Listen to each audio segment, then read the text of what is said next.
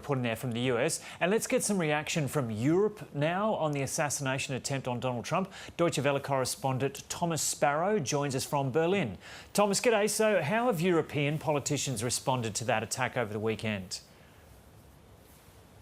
I would say they responded in two different camps. If you look specifically at what heads of state and government here in Europe said, they really focused their official statements on wishing all the best for Donald Trump, a prompt recovery, and they rather abstained from focusing on any political interpretation or any comments on what could have been the motive of the attacker. It was really mostly a focus on wishing Donald Trump the best and also saying that these kinds of attacks are a threat and a danger to democracy.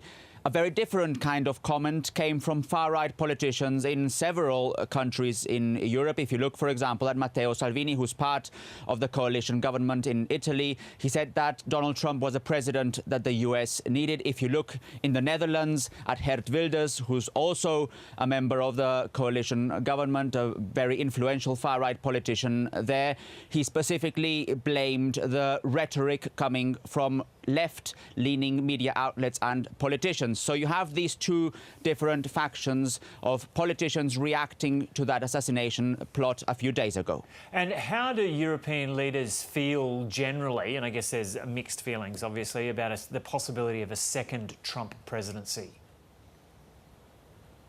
Obviously, officially, they're not saying very much, but it is not a secret that many governments here in Europe would prefer to work with Joe Biden or with a Democratic candidate president, and that Donald Trump's presidency a few years ago really affected relations between the US and Europe.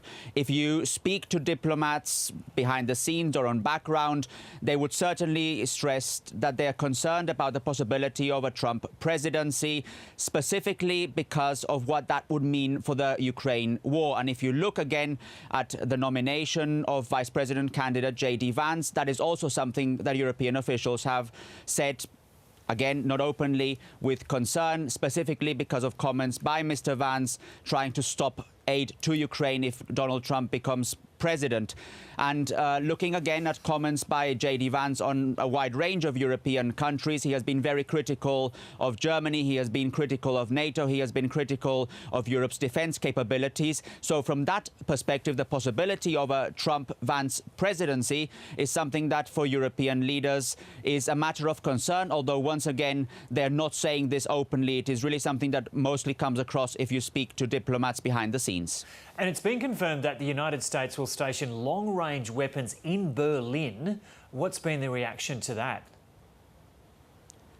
The government has obviously said it's a good development, specifically when it comes to deterrence towards Russia, when it comes to enhancing German security, when it even comes to closing a gap in German security capabilities. That's what Germany's defense minister stressed. But even within the government coalition, even within the parties that form the government coalition, there has been some criticism. So those who support it say that it is necessary from a security point of view. Those who are against it say that it's basically contributing to an arms race that is putting also Europe in danger. So it has certainly been a very controversial development, that news coming after actually recently the NATO summit in the United States. And it is a development that will be followed closely by the German government, and that could also have implications depending on obviously who comes to the White House after the election in November. So as you can see, the issue of security is absolutely essential to the European Union-US relationship.